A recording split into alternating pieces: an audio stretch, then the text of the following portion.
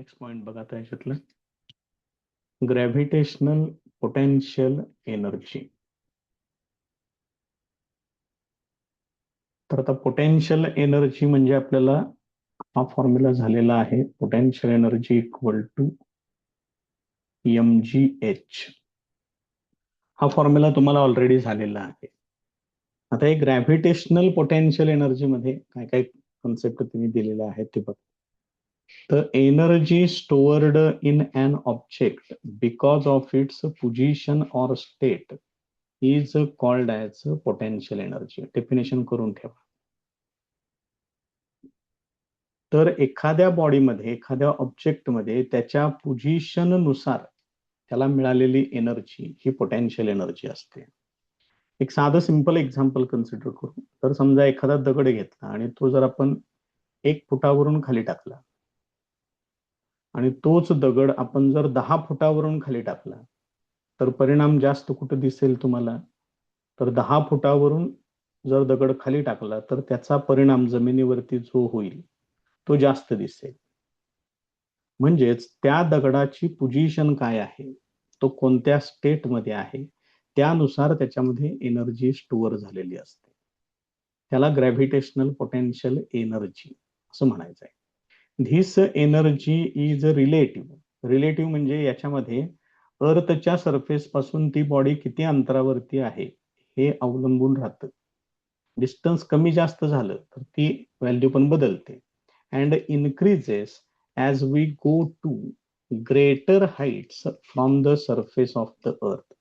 अर्थ पासून जशी त्याची हाईट वाढायला लागते तसं त्याची एनर्जी, त्या एनर्जीची व्हॅल्यू वाढायला लागते. The potential energy of an object of mass m at height h from the ground is mgh. आताच आपण फॉर्म्युला सांगितला तो. And on the ground it is 0. हे लक्षात ठेवा. ग्राउंड सरफेस वरती पोटेन्शियल एनर्जी किती घ्यायची असते? 0 घ्यायची असते. For smaller distances that is heights the potential energy, इथं एनर्जी पाहिजे, is less than 0. That is it is negative. अर्थच्या सरफेस पासून स्मॉलर डिस्टन्सेस जर तुम्ही कन्सिडर केले, हाईट्स कन्सिडर केले, तर त्या ठिकाणी पोटेन्शियल एनर्जी काय मिळते? निगेटिव्ह व्हॅल्यू मिळते. लक्षात ठेवा हे कुठं काय काय येतं ते, कारण MCQ मध्ये तुम्हाला काहीही विचारू शकतात. So when an object is at a height h from the surface of the earth its potential energy is, त्याचा हा फॉर्म्युला आहे. फॉर्म्युला डायरेक्ट दिलेला आहे. 10वी मध्ये काही यांच्या सिद्धता नाही आहेत. याची सिद्धता तुम्हाला 11वी मध्ये डिटेलमध्ये होईल. त्या ठिकाणी आणखीन डिटेलमध्ये बऱ्याचशा गोष्टी समजतील. फॉर्म्युला बघा, पोटेन्शियल एनर्जी इक्वल टू, मी तर लिहितोय फॉर्म्युला सेपरेट परत. निगेटिव्ह आहे कॅपिटल G, कॅपिटल M म्हणजे अर्थचं मास, स्मॉल m म्हणजे त्या बॉडीचं मास, कॅपिटल R म्हणजे अर्थची रेडियस आणि h म्हणजे त्या बॉडीची अर्थच्या सरफेस पासून असलेली हाईट. हा फॉर्म्युला आहे पोटेन्शियल एनर्जीचा. तर त्याच्यानंतरची कन्सेप्ट आहे एस्केप व्हेलॉसिटी. आता हे काय प्रकार आहे बघा. एस्केप म्हणजे सुटका. मग हे तो कुणापासून सुटायचा आहे? तर त्या बॉडीला ग्रॅव्हिटेशनल फील्ड पासून बाहेर पडायचं आहे. म्हणजे ती बॉडी एकदा आपण अर्थ वरून सोडली, अर्थ पासून बाजूला केली की ती परत अर्थ वरती येता कामा नये. त्याला एस्केप म्हणायचंय. आणि त्याच्यासाठी द्यावी लागणारी व्हेलॉसिटी, म्हणजे या व्हेलॉसिटीनं, ह्याला नोटेशन वापरणार आहे आपण VE. त्या बॉडीला आपण VE एवढी व्हेलॉसिटी दिली की ती बॉडी अर्थच्या ग्रॅव्हिटेशनल फील्डच्या बाहेर निघून जाईल. ती बॉडी परत अर्थकडे येणार नाही. आता हिने कुठून सुरुवात केलेली एक्सप्लेनेशनला बघा. When A ball is throne upwards it's velocity decreases because of the gravitation of the अर्थ. आपण एखादा बॉल वरती टाकला तर काय होतं? त्याचं स्पीड हळूहळू कमी कमी कमी होत जातं, व्हेलॉसिटी कमी कमी कमी होत जाते. एका ठराविक हाईटला आल्यानंतर ती व्हेलॉसिटी 0 होते आणि परत ते वरून खाली यायला लागतं. हे कशामुळे होतं? Due to gravitation. The velocity becomes 0 after reaching a certain height and after that the stone starts falling down. ते सांगितलं तर. So its maximum height depends on its initial velocity. तुम्ही सुरुवातीला कमी व्हेलॉसिटी दिली तर ते कमी हाईट पर्यंत जाईल. मात्र जर थोडी जास्त व्हेलॉसिटी दिली तर त्याची हाईट जी आहे ती हाईट थोडीशी वाढेल. त्याच्यासाठी काय केले त्यांनी, इथे एक डेरिव्हेशन घेतले की कोणत्या हाईट पर्यंत ते जाऊ शकतं ते त्यांनी फाइंड आउट केलेलं आहे. मग हे इक्वेशन तुम्हाला माहिती आहे, v square equal to u square plus 2as Newton's third equation आहे. मग याच्यामध्ये काय काय घेतले बघा. फायनल व्हेलॉसिटी किती होणार आहे, 0 होणार आहे, म्हणजे व्ही इक्वल टू 0. आणि ए इक्वल टू किती घ्यायचा आहे, -g. मागे सुद्धा एक वाक्य दिलेलं आहे, अपवर्ड डिरेक्शन मध्ये जर बॉडी मूव्ह होत असेल तर व्हेलॉसिटी आणि acceleration due to gravity oppositely directed असतात, त्यामुळे -g घ्यायचं आहे. मग या व्हॅल्यूज याच्यामध्ये वापरल्या. व्हीच्या ठिकाणी 0 घेतलं, इथं यू स्क्वेअर ठेवतोय प्लस 2, ए ची व्हॅल्यू -g आणि इथं s. याच्यावरून मला s फाइंड आउट करायचं आहे. मग हे -2gx आहे त्याला इकडे घ्या, ते इकडे आल्यानंतर प्लस होईल. s ला बाजूला घेतोय मी, त्यातून 2g. This is equal to u square, therefore s equal to u square upon 2g असा फॉर्म्युला येतो त्याचा. इथे हे मायनस साइन नको आहे. या पद्धतीने ती. सो दस हायर द इनिशियल व्हेलॉसिटी, तुम्ही जी इनिशियल व्हेलॉसिटी देताय ती जितकी जास्त असेल तेवढी लार्जर हाईट त्या ठिकाणी मिळेल, कारण यूचा स्क्वेअर तो यस फाइंड आउट करून देईल तुम्हाला. The higher the initial velocity, the ball will oppose the gravity of the earth more and larger will be the height to which it can reach. तुम्ही जसं ही इनिशियल व्हेलॉसिटी वाढवत जाल तसं हे जास्तीत जास्त हाईट पर्यंत पोहोचेल. बघा लक्षात येते का. त्यानंतर अजून एक पॉइंट आहे त्याच्यात, तो म्हणजे ऍक्सेलरेशन ड्यू टू ग्रॅव्हिटी. आता ह्या जी ची व्हॅल्यू सुद्धा आपण बघितलेला आहे पाठीमागं पॉइंट, की हाईट जशी वाढेल तसं जी ची व्हॅल्यू डिक्रीज होत जाते. त्यामुळे त्याच्यावरती ऍक्ट होणारा डाऊनवर्ड पुल जो आहे तो सुद्धा कमी कमी कमी होत जाईल. बघा पुढे त्यांनी काय म्हटलं. The value of g decreases as we go higher above the surface of the earth. Thus, the force pulling the ball downward decreases as the ball goes up. तो बॉल जितक्या जास्त उंचीपर्यंत जाईल तेवढं उंचीनुसार ऍक्सेलरेशन ड्यू टू ग्रॅव्हिटी कमी होईल. त्यामुळे त्याला खाली ओढणारा जो पूल आहे, खाली ओढणारा जो ग्रॅव्हिटेशनल फोर्स आहे तो कमी होत जाईल. आता पुढे त्यांनी काय केले बघा. If we keep increasing the initial velocity of the ball. मग तुम्ही काय करायचंय, ही जी इनिशियल व्हेलॉसिटी आपण सांगितली ती कॉन्स्टंटली वाढवत जायची. मग त्याच्यामुळं काय होईल, त्याची जी हाईट आहे ती हाईट पण वाढत जाईल. जास्तीत जास्त तो किती अंतरापर्यंत जाऊ शकतो ती व्हॅल्यू वाढत जाईल.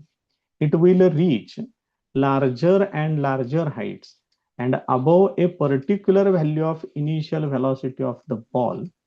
The ball is able to overcome the downward pull by the earth and can escape the earth forever and will not fall back to the earth. बघा केवढं मोठं वाक्य आहे. जर तुम्ही अशा पद्धतीनं व्हेलॉसिटी वाढवत गेलात तर ही जी हाईट आहे, मॅक्सिमम हाईट, ती वाढत जाईल. आणि एका ठराविक पर्टिक्युलर इनिशियल व्हेलॉसिटीसाठी म्हणजे यू ची एक ठराविक व्हॅल्यू तुम्हाला अशी मिळेल की ज्या वेळेला तो बॉल त्या ग्रॅव्हिटेशनल फील्डला ओव्हरकम करेल, त्या ग्रॅव्हिटेशनल फील्डच्या बाहेर पडेल आणि आता मात्र तो परत येणार नाही, रिटर्न येणार नाही.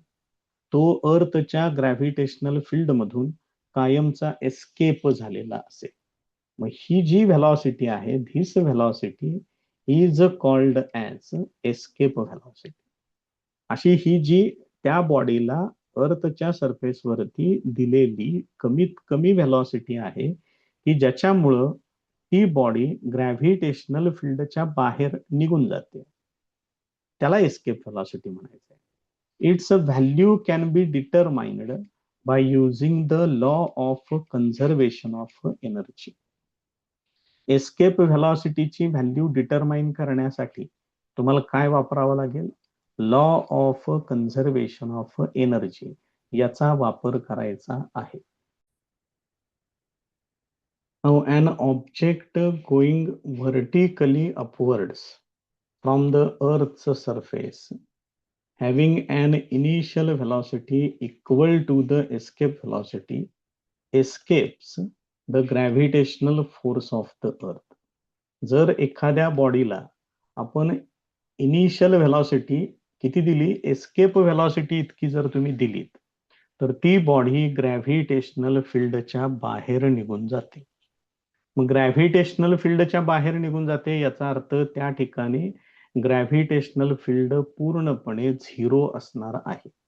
म्हणजेच फोर्स ऑफ ग्रॅव्हिटी जो आहे तो तिथं शून्य असला पाहिजे. पण फोर्स ऑफ ग्रॅव्हिटीचा जो फॉर्म्युला आहे तो कसा आहे? Capital G capital M small m divided by r square आहे इथं छेदामध्ये. म्हणजेच हा जो फोर्स ऑफ ग्रॅव्हिटी आहे तो inversely proportional to r square आहे. मग जर हा ग्रॅव्हिटेशनल फोर्स जर तुम्हाला झिरो पाहिजे असेल तर हे डिस्टन्स आर तुम्हाला किती घ्यावं लागेल? इन्फिनिटी घ्यावं लागेल. हे लक्षात ठेवा पहिल्यांदा. The force of gravity being inversely proportional to the square of the distance becomes zero only at infinite distance from the earth. Force of gravity zero पाहिजे असेल तर तो कुठं होईल? तर फक्त इन्फिनिटी डिस्टन्सलाच तो झिरो होईल. एक पहिलं. Thus, for the object to be free from the gravity of the earth, it has to reach infinite distance from the earth. त्यामुळे तुम्हाला small r equal to infinity घ्यावं लागेल. ही पहिली गोष्ट. त्याच्यानंतर the object will come to rest at infinite distance and will stay there. म्हणजेच त्या डिस्टन्सच्या पुढं त्याचं जे स्पीड असेल ते काय घ्यायचं आहे? झिरो घ्यायचं. सॅटेलाइट असेल किंवा ऑब्जेक्ट म्हणू आपण सॅटेलाइटच्या ऐवजी त्याला, त्या ऑब्जेक्टचं ग्रॅव्हिटेशनल फील्डच्या बाहेर गेल्यानंतरचं स्पीड ते किती घ्यायचं आहे? झिरो घ्यायचं आहे. या सगळ्या गोष्टी लक्षात ठेवा. आता आपल्याला डेरिव्हेशन मध्ये ते वापरायचं आहे. आपण काय काय घेतले हे जरा बघा व्यवस्थित. For an object of mass m, त्या ऑब्जेक्टचं मास मी एम कन्सिडर करतोय आणि दोन कंडिशन्स वेगवेगळ्या घेतोय. On the surface of the अर्थ आणि ऍट इनफायनाइट डिस्टन्स फ्रॉम अर्थ, ह्या दोन गोष्टी कन्सिडर करतोय. अर्थच्या सरफेसवर कायनेटिक एनर्जी 1/2 mv स्क्वेअर आहे. व्हीच्या ठिकाणी व्हीई स्क्वेअर घ्यायचं. पोटेन्शियल एनर्जीचा फॉर्म्युला तो मी इथं लिहितोय. पोटेन्शियल एनर्जीचा आपल्याला त्यांनी डायरेक्ट फॉर्म्युला सांगितला होता मगाशी, तो असा होता. आता आपण कुठे आहे? अर्थच्या सरफेसवरती आहे. मग अर्थच्या सरफेसवरती एच किती घ्यावे लागेल? झिरो घ्यावे लागेल. H equal to zero. H equal to zero इथं तुम्ही वापरा, हा फॉर्म्युला येतो बघा. आणि टोटल एनर्जी म्हणजेच ही कायनेटिक एनर्जी आणि पोटेन्शियल एनर्जी यांची बेरीज असते. ती इथे घेतली बघा, लक्षात येते का? मग ही टोटल एनर्जी किती येते ते मी इथं मांडून घेतोय. या दोघांची बेरीज करायची आहे आणि ते इकडे घ्यायचं आहे. थोडस इकडं पुढे गेलेलं आहे, इथं आलंय, ते इकडं पाहिजे. 1/2 mve स्क्वेअर मायनस, त्या पोटेन्शियल एनर्जीला मायनस साईन आहे त्यामुळे ते मायनस साईन तिथं राहणार, असं येणार. ही व्हॅल्यू, तीच व्हॅल्यू इथं आलेली. आता at infinite distance from the earth काय सांगितले मगाशी? त्या ठिकाणी ऑब्जेक्टची व्हेलॉसिटी किती असते? 0 असते. मग कायनेटिक एनर्जी ती पण 0 होणार. त्यानंतर त्या ठिकाणी डिस्टन्स किती आहे? इन्फिनिटी आहे. म्हणजेच हा जो फॉर्म्युला आपण मगाशी लिहिलेला होता, -GMM आणि R प्लस H म्हणजेच स्मॉल r, ही व्हॅल्यू इन्फिनिटी, ते इथं वापरले बघा छेदामध्ये इन्फिनिटी. किंवा जर हे स्मॉल r नको असेल तुम्हाला, तुम्ही इथं R प्लस H लिहा पहिल्यांदा, मग H इन्फिनिटी कन्सिडर करायचं. इन्फिनिटी मध्ये काहीही ऍड करा, काहीही सबट्रॅक्ट करा इन्फिनिटी मधून, इन्फिनिटीच राहतं. त्यामुळे ही व्हॅल्यू इन्फिनिटी येते. आणि छेदामध्ये इन्फिनिटी आलं तर आन्सर 0 येतं. हे बेसिक लक्षात ठेवा. एक्स डिव्हायडेड बाय 0, शून्यानं डिव्हाइड केलं की इन्फिनिटी येतं. मग इन्फिनिटी जर इकडे घेतलं तर 0 पलीकडे जाईल. म्हणजे 0 डिवाइड केलं तर इन्फिनिटी येतं, इन्फिनिटीनं डिवाइड केलं की 0 येतं. आता इथं काय परिस्थिती आहे? कायनेटिक एनर्जी 0 आहे, पोटेन्शियल एनर्जी पण 0 आहे. मग टोटल एनर्जी म्हणजेच काय येणार? यांची बेरीज येणार. ती किती येणार? 0 येणार.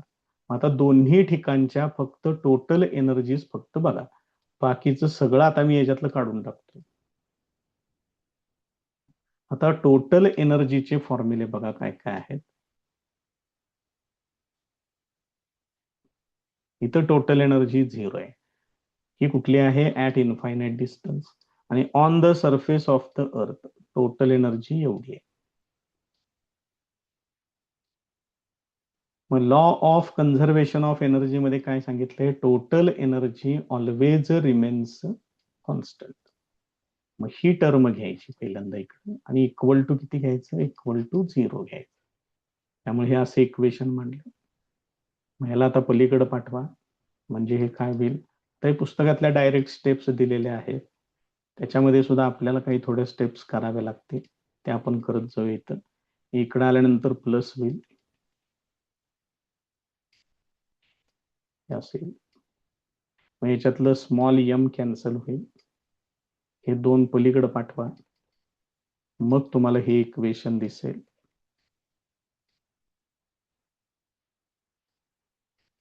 असेल. आता याचं मला वर्गमूळ घ्यायचं आहे.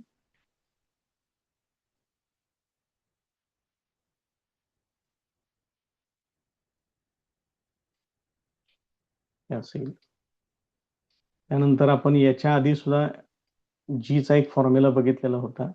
तो फॉर्म्युला असा आहे, g equal to GM upon R square. त्याच्यावरून जी ची व्हॅल्यू पण काढली होती आपण. मग याच्यावरून GM इक्वल टू काय येईल? R स्क्वेअर ने इकडे मल्टिप्लाय करा, असेल. तेच इथं लिहिलंय बघा. आता ही व्हॅल्यू या ठिकाणी वापरायची, GMच्या ठिकाणी. आणि काय नवीन तयार होते ते बघा. आता इथलं काढून टाकतोय हे.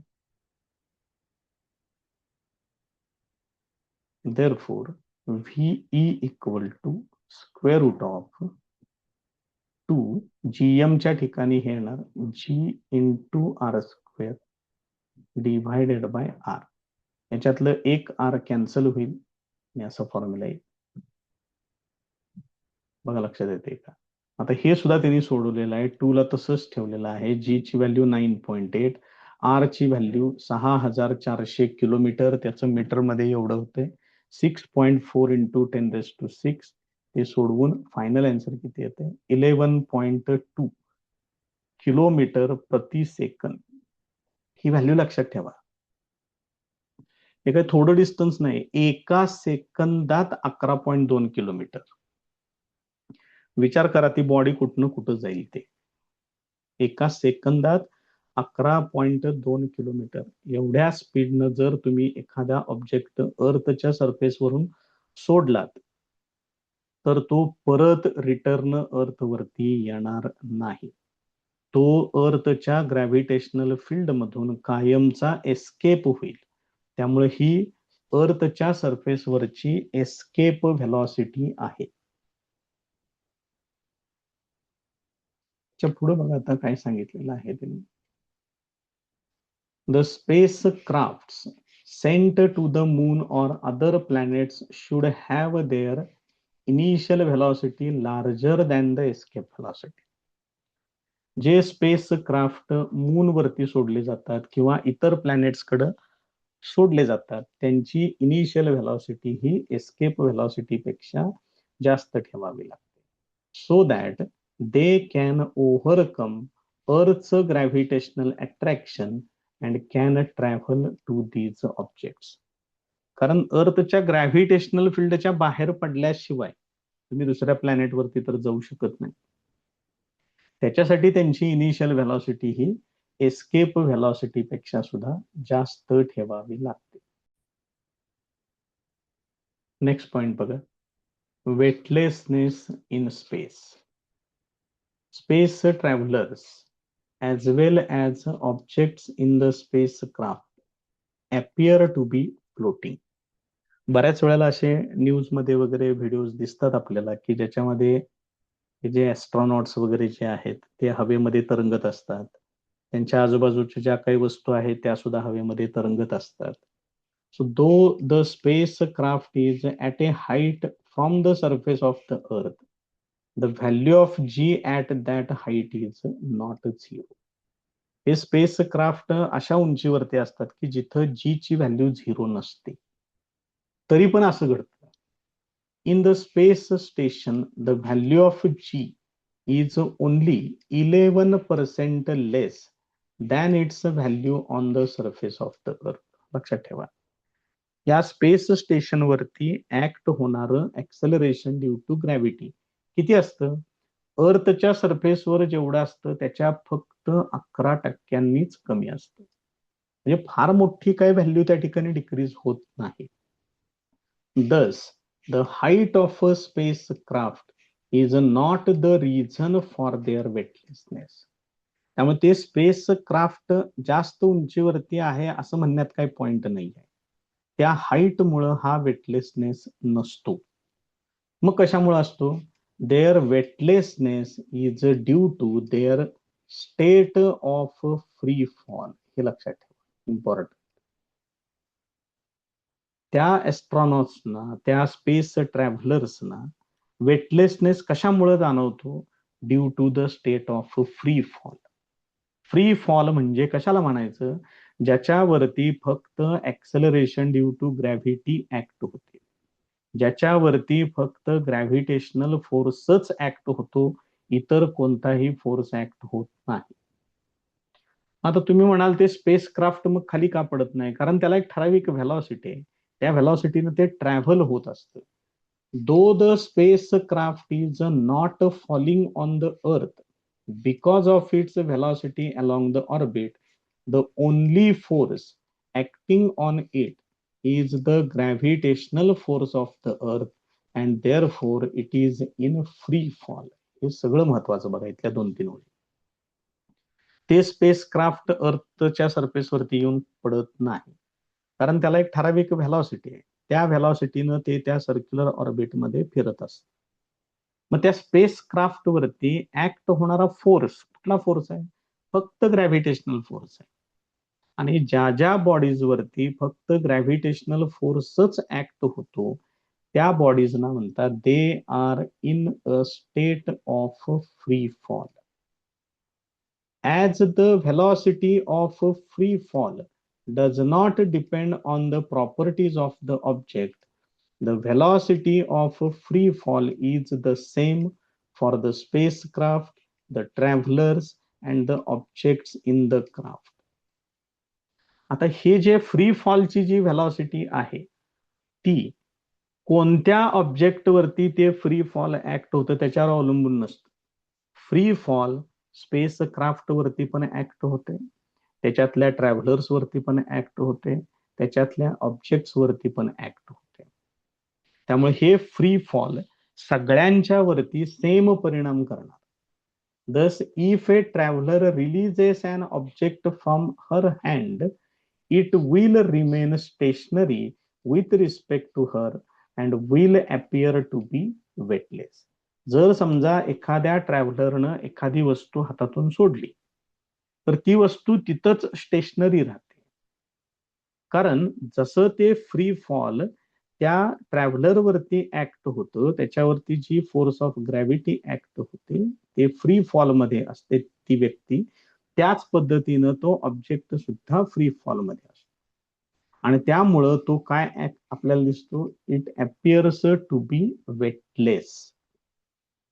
आता ऍक्च्युली खरं तर याचं एक्सप्लेनेशन नुसत्या एवढ्याशा गोष्टीवरून होणं थोडंसं कॉम्प्लिकेटेड आहे, थोडंसं अवघड आहे, समजणं पण त्या गोष्टी जराशा अवघड आहेत. त्याच्यासाठी थोडंसं तुम्हाला आणखीन डिटेलमध्ये नॉलेज लागेल ग्रॅव्हिटीचं, जे तुम्हाला 11वी मध्ये जरा जास्त चांगल्या प्रकारे होईल आणि तिथं हा वेटलेसनेसचा पॉइंट अजून चांगल्या प्रकारे त्या ठिकाणी तुम्हाला एक्सप्लेन करता येईल. याच्यामध्ये थोड्याशा ऍडव्हान्स गोष्टी लागतात. फॉर एक्झाम्पल नॉर्मल रिॲक्शन किती असते, काय असते वगैरे या गोष्टी लागतात, जे तुमच्या सिलेबसमध्ये पूर्ण अख्ख्या सिलेबसमध्ये कुठंच नाहीये. जर ते असतं तर मग इथं थोडासा तो पॉइंट आपण ऍड पण केला असता.